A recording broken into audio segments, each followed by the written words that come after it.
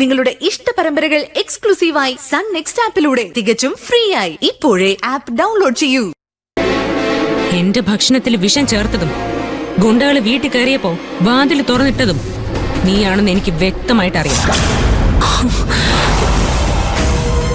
നീ എന്നോട് നാത്തോൻ പോര് കാണിച്ചതാണെന്നും പറഞ്ഞ് ഞാൻ ഗാർഹിക പീഡനത്തിന് കേസ് കൊടുത്താ നിന്നെ പോലീസുകാർ നേരെ തൂക്കിയെടുത്ത് ജയിലിൽ കൊണ്ടുപോയിടും. നീ ചെയ്തത് എന്താണെന്ന് അറിഞ്ഞാ ഗിരിയേട്ടൻ നിനക്ക് ജാമ്യം പോലും എടുത്തു തരില്ല. സഞ്ജയ് നിന്നെ തിരിഞ്ഞു നോക്കും നിനക്ക് തോന്നുന്നുണ്ടോടി? ഇനി എന്നോട് കോർക്കാൻ വരുമ്പോ അത് നിന്റെ അവസാനത്തെ കളിയായിരിക്കും, നീ മറക്കണ്ട. മഞ്ജു,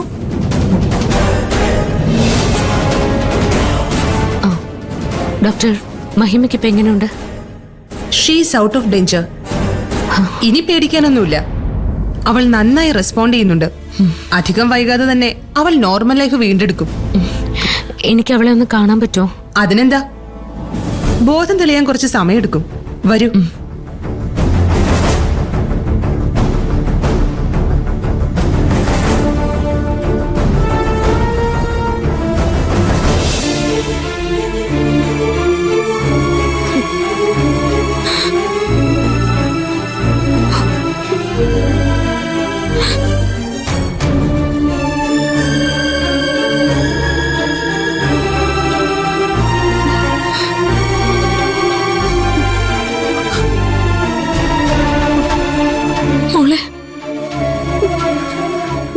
ചേച്ചി,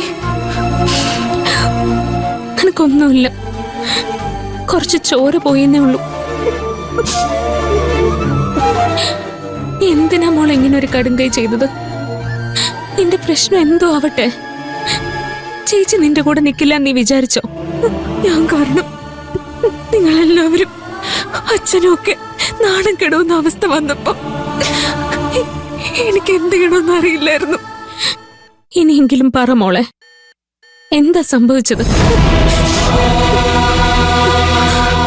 എല്ലാ പ്രശ്നങ്ങൾക്കും കാരണം അഭിയ. അവൻ നിന്നെ ഭയപ്പെടുത്തുന്നുണ്ടെന്ന് എനിക്ക് സംശയം തോന്നിയിരുന്നു. പക്ഷെ കാരണം എന്താന്ന് എനിക്ക് മനസ്സിലാക്കാൻ പറ്റിയില്ല. കാര്യം എന്താന്ന് ചേച്ചിയോട് പറ മോളെ.